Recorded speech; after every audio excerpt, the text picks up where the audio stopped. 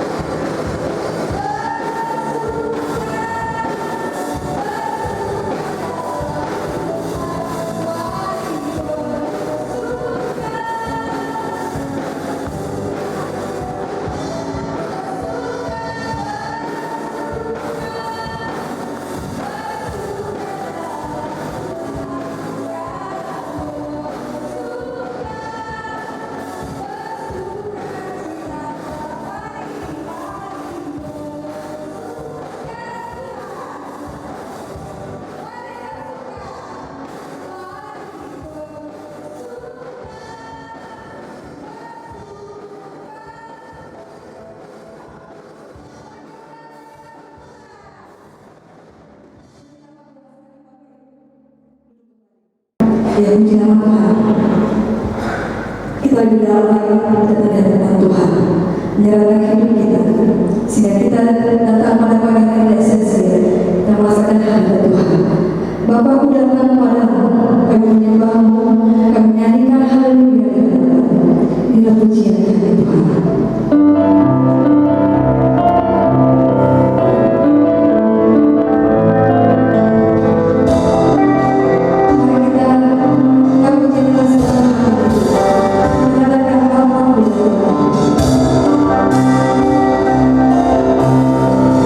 Ku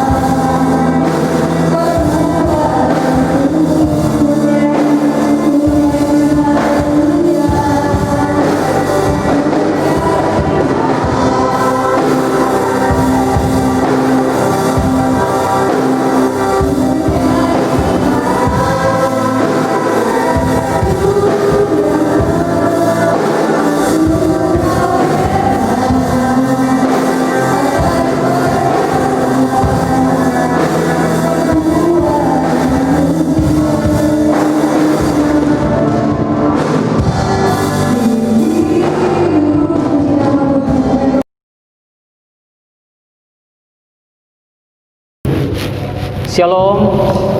Shalom. Ya, puji Tuhan kita masih boleh bersama-sama ada di tempat ini pada saat pagi hari ini. Bagaimana kabarnya Bapak Ibu saudara Tuhan? Sehat semua? Sehat semua? Semua diberkati Tuhan? Ya, puji nama Tuhan. Itu berita yang sangat menggembirakan. Berita sukacita ketika kita semua diberkati Tuhan. Sudah dari bulan Maret kita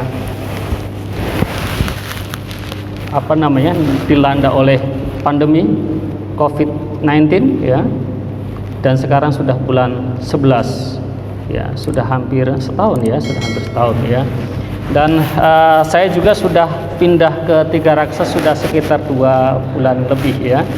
Di tempat kami tinggal itu rumahnya belum semua ditempati oleh penduduk, belum semua berpenghuni. Ya, masih ada mungkin 10 atau 20% lagi yang belum ditempati. Karena hampir setiap gang itu ada rumah yang masih kosong, yang tanpa penghuni.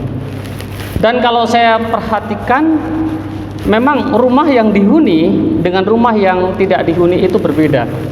Kalau Bapak Ibu perhatikan, itu juga akan terlihat sekali.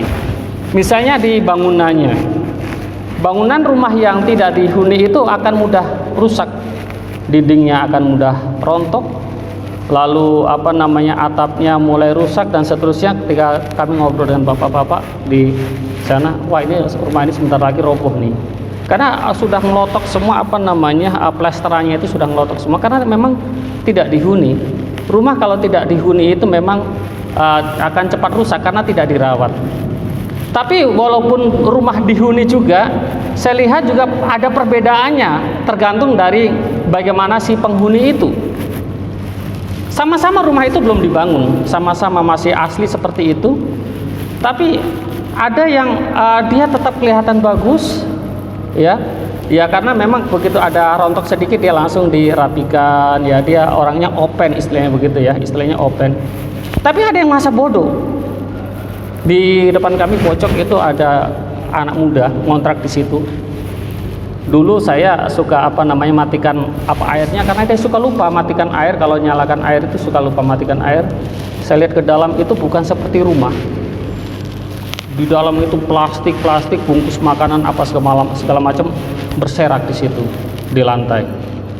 Berserak di lantai. Jadi bukan seperti rumah. Tetapi setelah kakaknya datang, itu sekarang mereka berani buka pintu karena sudah bersih, dipel dan seterusnya. Jadi itu pun tergantung dari penghuninya ya, penghuninya. Jadi rumah itu memang kokoh ya, itu ditentukan oleh banyak hal, tapi juga ditentukan oleh penghuninya. Tema kita sepanjang hari ini adalah penghuni rumah Tuhan ya, penghuni rumah Tuhan. Kita membaca bagian firman Tuhan dari Efesus pasal 2 ayat 19 sampai dengan 22.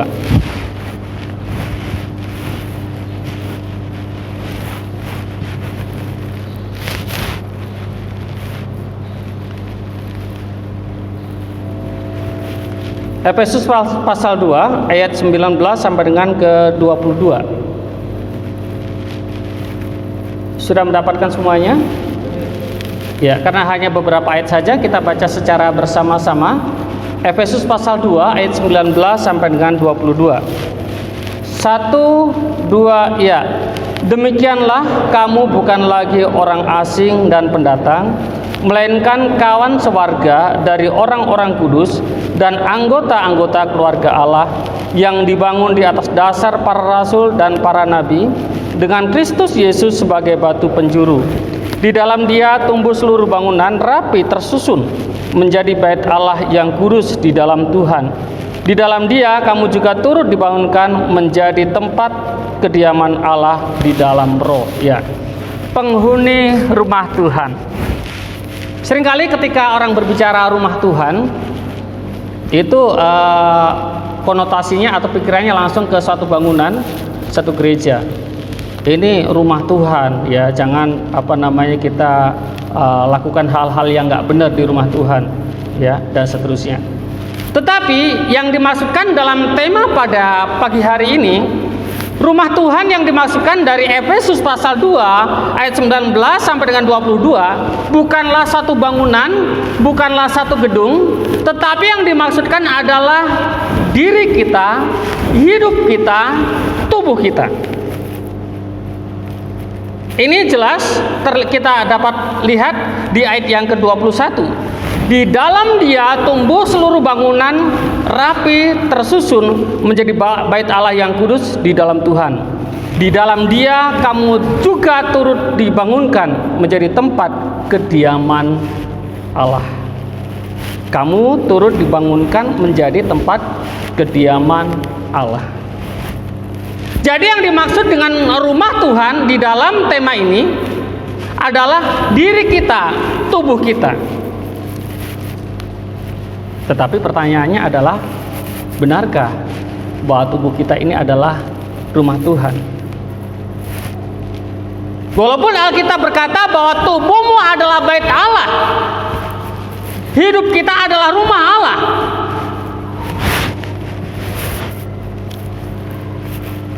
Kenapa kita tanyakan begini? Kenapa saya tanyakan begini?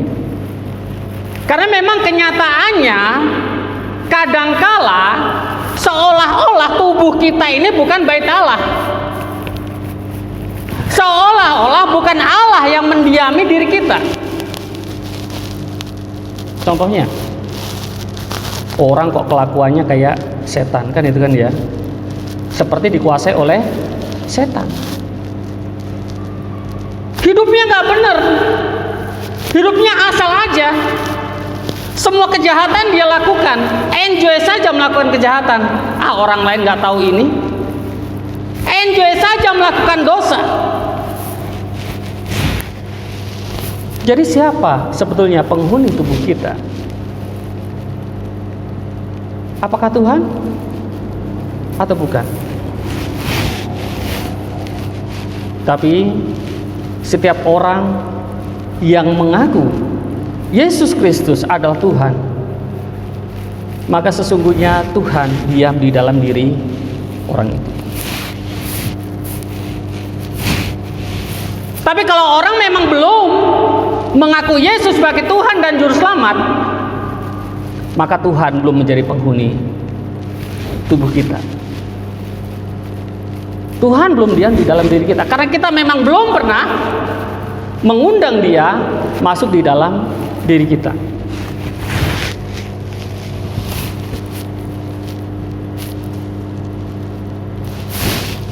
Yang menjadi pertanyaan Bapak Ibu dan saudara Tuhan, bagaimana dengan hidup kita? Benarkah kita ini bait Allah? Benarkah Tuhan sudah tinggal di dalam diri kita? Sebab itu, jika belum, saya mengajak kita semua yang hadir pada saat ini, mari undang Tuhan Yesus masuk di dalam hidup kita. Undang Tuhan Yesus menjadi penghuni hidup kita, untuk meyakinkan apakah Tuhan Yesus sudah ada di dalam hidup kita. Maka mari kita ingat-ingat kembali, apakah kita pernah mengundang Tuhan Yesus secara hati yang paling dalam, meminta Tuhan Yesus masuk di dalam diri kita? Karena kadang-kadang kita dipandu oleh pendeta untuk terima Tuhan Yesus, dipandu untuk mengundang Tuhan Yesus masuk di dalam diri kita. Tapi kadang-kadang kita hanya sekedar mengikuti saja, hanya mengikuti saja, mengikuti kata-kata yang diucapkan oleh pendeta, tapi bukan merupakan pengakuan di dalam diri kita. Harusnya kita itu mengakui, atau kita di dalam diri kita memanggil, mengundang Tuhan Yesus masuk di dalam diri kita. Dan ini bisa terjadi kalau kita sudah menyadari siapakah Yesus yang sesungguhnya. Ketika kita sadar betul bahwa Yesus itu adalah Juru Selamat, Yesus itu adalah Tuhan yang sanggup menyelamatkan kita, yang sanggup memberkati kita, yang sanggup menolong kita dalam setiap persoalan yang kita hadapi. Dengan kesadaran ini, maka kita akan mengundang dia secara pribadi dengan kesungguhan hati. Sama seperti ketika kita tahu ada seorang yang sangat penting dan kita tahu orang itu dapat menolong kita, maka kita ingin orang itu datang kepada kita untuk menolong kita. Bahkan kita sampai memohon-mohon, Pak, kalau berkenan, Pak tolong ya Pak ya, Pak tolong datang ke rumah Pak, saya sangat membutuhkan bantuan Bapak. Sampai memohon-mohon. Nah, bagaimana dengan kesadaran kita tentang siapakah Yesus itu? Kalau kita benar-benar menyadari bahwa Yesus itu adalah pribadi yang sangat penting, pribadi yang satu-satunya yang dapat menolong kita, maka dengan hati yang dalam kita juga mengundang Yesus masuk di dalam hidup kita, masuk di dalam hati kita. Tetapi kadang-kadang orang tidak sampai mengundang Tuhan Yesus masuk dalam hatinya. Dari kecil sudah Kristen. Mungkin ada di antara kita yang dari kecil sudah Kristen, sehingga tidak pernah dibimbing oleh pendeta untuk mengundang Tuhan Yesus masuk di dalam hati kita. Ya, saya orang Kristen, Tuhan saya Tuhan Yesus, tapi belum pernah mengakui secara pribadi. Berdoa kepada Tuhan, Tuhan, Engkau adalah satu-satunya juru selamat saya secara pribadi dengan sungguh-sungguh. Tuhan, Kaulah yang paling berarti dalam hidup saya, masuklah di dalam hidup saya, tinggallah di dalam hati saya. Jadi hanya Kristen dari keturunan saja. Saya juga Kristen keturunan. Dari saya lahir saya sudah menjadi Kristen. Tapi saya meminta Tuhan Yesus masuk di dalam diri saya, menguasai hidup saya, memimpin hidup saya. Jadi Bapak Ibu dan saudara Tuhan, ini menjadi indikator atau menjadi tanda apakah sungguh Yesus ada di dalam diri kita, yaitu dengan mengingat, pernahkah kita mengundang Tuhan Yesus dari hati kita yang paling dalam untuk masuk di dalam diri kita. Mungkin kita pernah dibimbing, sekali lagi, mungkin kita pernah dibimbing oleh pendeta, tetapi pernahkah secara pribadi kita sungguh-sungguh mengundang Yesus masuk di dalam hati kita, dari hati kita yang paling dalam? Sebab itu Bapak Ibu dan saudara Tuhan, kalau kita belum pernah mengundang, nanti di akhir khotbah saya ajak kita bersama-sama secara pribadi yang belum pernah mengundang Tuhan Yesus masuk di dalam hati kita. Mari kita minta kepada Tuhan Yesus dengan kesungguhan hati, supaya Tuhan Yesus benar-benar menjadi penghuni hidup kita, supaya hidup kita ini benar-benar adalah rumah Tuhan yang dihuni oleh Tuhan. Kalau kita sudah mengundang Tuhan Yesus masuk di dalam hati kita. Yang kedua, jika kita benar sudah mengundang Tuhan Yesus masuk di dalam hati kita, atau Tuhan Yesus sudah menjadi penghuni kita, yang kedua, kita harus memberi Tuhan kuasa untuk mengubah hidup kita. Memberi Tuhan kuasa mengubah hidup kita. Mungkin kalimat ini agak janggal, dan kita bertanya, emang Tuhan Yesus gak berkuasa mengubah hidup kita, sehingga kita memberi kuasa kepadanya untuk mengubah hidup kita? Saya gambarkan begini, Bapak Ibu saudara Tuhan. Ada orang yang tinggal di rumah itu, tapi karena dia pengontrak dan dia tidak diberi hak apapun juga untuk melakukan satu perubahan rumah itu. Dia bilang sama yang punya rumah, saya mau buat pagar. Nggak usah buat pagar, nggak usah, nanti malah nggak bagus. Pak, itu atapnya bocor, saya benerin ya. Nggak usah, nanti saya benerin aja. Nanti kalau kamu yang benerin malah nggak bagus. Yang saya maksudkan adalah penghuni rumah itu tidak diberikan hak apa-apa untuk melakukan perbaikan atas rumah itu, walaupun sebetulnya dia bisa. Yang saya maksudkan adalah begini, Tuhan sesungguhnya punya kuasa untuk mengubah hidup kita. Tuhan sesungguhnya punya kuasa untuk memperbaharui hidup kita. Tetapi seringkali kita tidak mengizinkan Tuhan untuk melakukan itu. Kita tidak mengizinkan Tuhan untuk memperbaharui hidup kita, untuk merubah hidup kita. Ketika kita melakukan sesuatu yang salah, Tuhan menegur kita. Yunus, itu salah. Lalu kata saya, biarin aja, bodo amat. Suka-suka saya. Hidup hanya sekali, saya nikmati. Tuhan sudah berbicara kepada kita. Tuhan sudah menegur kita. Tuhan ingin membaharui kita. Tetapi kita tidak mengizinkan Tuhan melakukan itu. Itu yang saya maksudkan, memberi Tuhan kuasa untuk merubah hidup kita. Minta kepada Tuhan, Tuhan silakan lakukan sesuatu atas hidup saya. Perbaharui segala sesuatu yang tidak baik di dalam diri saya. Ikuti apa yang menjadi maunya Tuhan. Tuhan itu adalah arsitek yang terhebat, yang luar biasa, yang dapat memperbaharui segala yang rusak. Hidup kita yang rusak, yang sudah hancur seperti apapun juga, Tuhan bisa perbaiki, Tuhan bisa perbaharui. Kalau kita memang mengizinkan Tuhan, memberinya kuasa. Yang saya maksudkan sekali lagi, memberi kuasa itu bukan berarti Tuhan tidak berkuasa ya. Tetapi yang saya maksudkan adalah mengizinkan Tuhan.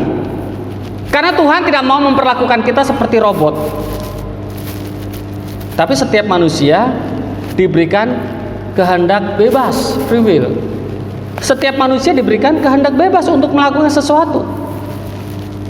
Diberikan pilihan. Mau ke kanan ya silakan, ke kiri ya monggo. Kalau mau lurus selamat, tapi tidak dipaksa.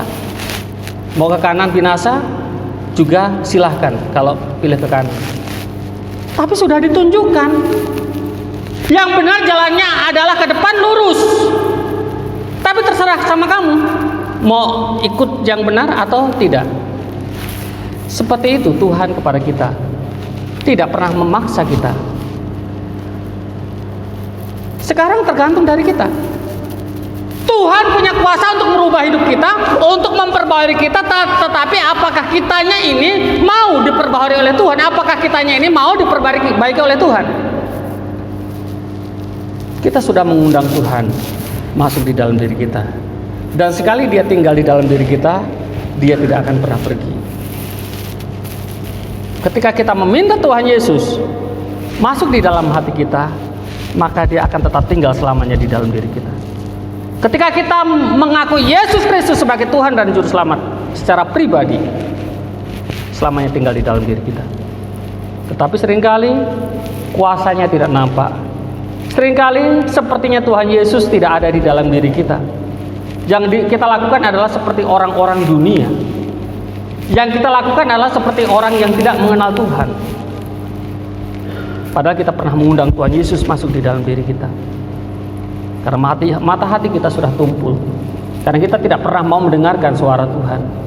Karena kita tidak pernah mengizinkan Tuhan bekerja di dalam diri kita, bekerja di dalam hidup kita. Kita selalu mengikuti apa yang menjadi keinginan kita. Kita selalu mengikuti apa yang menjadi kesenangan dunia.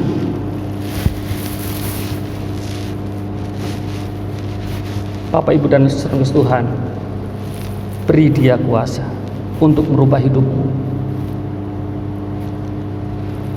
Saya katakan, kalau penghuninya tidak baik, maka rumah itu akan rusak.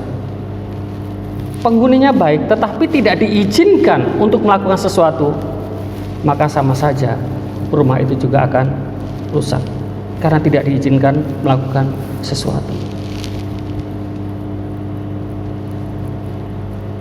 Tetapi kalau kita mengizinkan penghuni itu untuk melakukan pembaharuan, apalagi penghuni itu adalah penghuni yang hebat, maka rumah kita akan menjadi rumah yang hebat. Kita akan menjadi bait Allah yang sungguh-sungguh menyenangkan Tuhan. Kita akan menjadi rumah Tuhan yang sungguh-sungguh menyenangkan Tuhan, yang sungguh-sungguh berkenan.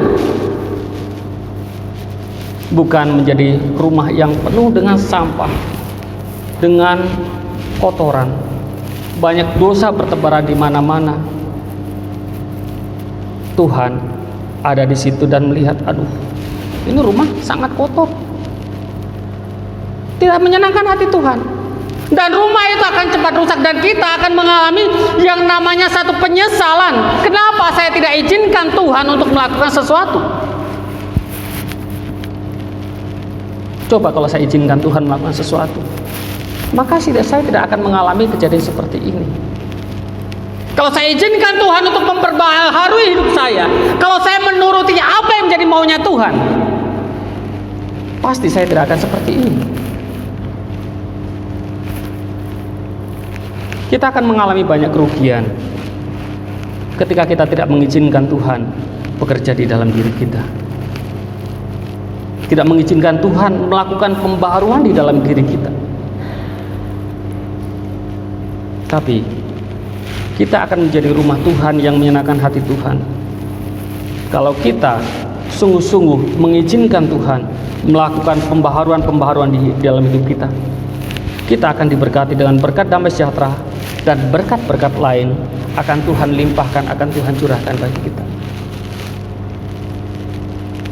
Bagaimana dengan kita sekalian, Bapak, Ibu, dan saudara yang dikasihi Tuhan? Apakah selama ini kita membungkam kuasa Tuhan? Kita tidak taat kepada kehendak Tuhan. Tuhan sudah menegur kita, mengingatkan kita. Tuhan mau memperbaharui hidup kita, tetapi kita tidak mengizinkannya. Kita mengikuti apa yang menjadi kemauan kita. Kita mengikuti apa yang menjadi kesenangan kita. Sebab itu, Bapak, Ibu, dan saudara Tuhan, saya mengajak kita untuk merenung sejenak bagaimana dengan kehidupan kita. Yang pertama, apakah kita sudah mengundang Tuhan Yesus secara pribadi di dalam diri kita, masuk dalam diri kita? Yang kedua, apakah kita sudah sungguh-sungguh meminta Tuhan Yesus untuk berkuasa atas hidup kita, menguasai hidup kita, merubah hidup kita, memperbarui hidup kita? Mari, saya mengajak kita untuk merenung sejenak. Mari tundukkan kepala. Dan kalau belum pernah mengundang Tuhan Yesus masuk di dalam hatimu, silahkan undang Tuhan Yesus masuk di dalam hatimu dengan bahasamu sendiri. Minta Tuhan masuk di dalam hatimu, minta Tuhan merubah hidupmu. Mari berdoa masing-masing di hadapan Tuhan. Kalau selama ini engkau mengabaikan Tuhan ketika berbicara kepadamu, saat ini mohon ampun di hadapan Tuhan. Tuhan ingin memperbaharui hidupmu. Mohon ampun di hadapan Tuhan. Terima kasih Tuhan Yesus. Terima kasih. Terima kasih Tuhan Yesus. Sekali lagi, Bapak Ibu Saudara yang belum pernah mengundang Tuhan Yesus masuk di dalam hatimu, undanglah Dia. Undanglah Dia. Karena Dia pribadi yang dapat memperbaharui hidupmu. Undang Dia masuk dalam hatimu. Beri Dia kuasa untuk mengubah hidupmu. Izinkan Dia untuk mengubah hidupmu. Terima kasih Tuhan Yesus. Terima kasih. Terima kasih Tuhan Yesus. Terima kasih Bapa surga. Terima kasih. Oh, glory Tuhan Yesus. Terima kasih Tuhan Yesus. Terima kasih Tuhan. Terima kasih Tuhan Yesus. Masuklah Tuhan Yesus. Masuklah Tuhan Yesus. Jadilah penguasa dalam hidup kami. Masuklah Tuhan Yesus. Masuklah Tuhan. Terima kasih. Terima kasih Yesus. Mari masuk. Mari masuk. Masuk hatiku, ya Yesus. Datang sekarang, datang tinggal dalam hatiku, ya Yesus. Mari masuk, mari masuk, masuk hatiku, ya Yesus. Datang sekarang, datang tinggal dalam hatiku, ya Yesus. Sekali lagi, mari masuk, mari masuk, mari masuk, masuk hatiku, ya Yesus. Datang sekarang, datang tinggal dalam hatiku, ya Yesus. Terima kasih Tuhan, Kau sudah mau masuk, berkenan masuk di dalam hati seluruh jemaat-Mu ya Tuhan. Bila setiap kami ya Tuhan yang hadir pada pagi hari ini mengizinkan Engkau berkuasa atas hidup kami, mengizinkan Engkau untuk melakukan pembaharuan dalam hidup kami ya Tuhan, sehingga hidup kami ini sungguh-sungguh menjadi bait Allah, menjadi rumah Tuhan yang menyenangkan hati Tuhan. Ampuni kami Tuhan, kalau selama ini Tuhan kami hanya mengikuti apa yang menjadi keinginan kami. Kami tidak mengizinkan Tuhan memperbaharui kami. Ampuni kami Tuhan Yesus, ampuni kami Tuhan. Dan mulai saat ini Tuhan, kami mau mengizinkan Engkau ya Tuhan, melakukan apapun juga yang Engkau mau atas kami Tuhan, sehingga hidup kami sungguh berkenan di hadapan-Mu. Mari Tuhan, Engkau meteraikan firman-Mu ini di dalam diri kami masing-masing ya Tuhan. Mari Kau meteraikan di dalam diri kami masing-masing. Jangan biarkan satupun dari antara kami yang melupakan akan kebenaran firman-Mu, tetapi kami selalu mengingat akan kebenaran firman-Mu dan menjadi pelaku-pelaku firman-Mu. Terima kasih Tuhan untuk kebenaran firman-Mu. Di dalam nama Tuhan Yesus kami berdoa dan mengucap syukur. Haleluya. Amin.